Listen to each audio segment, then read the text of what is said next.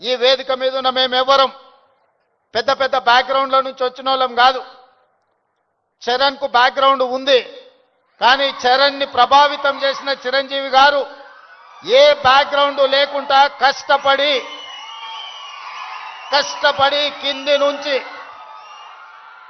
ఈరోజు దేశమే గర్వించదగ్గ ఒక మహానటుడుగా ఈరోజు ఒక మంచి మనిషిగా గుర్తింపు పొందిండు అని అంటే దాదాపుగా 50 సంవత్సరాల నిరంతర శ్రమ, కఠోరమైన దీక్షతోని వాళ్ళు రాణించగలిగినారు.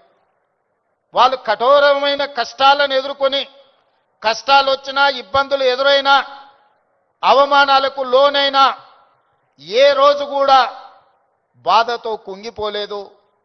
భయంతో మాదక ద్రవ్యాల వైపు లేకపోతే వ్యసనాల వైపు బానిసలు కాలేదు.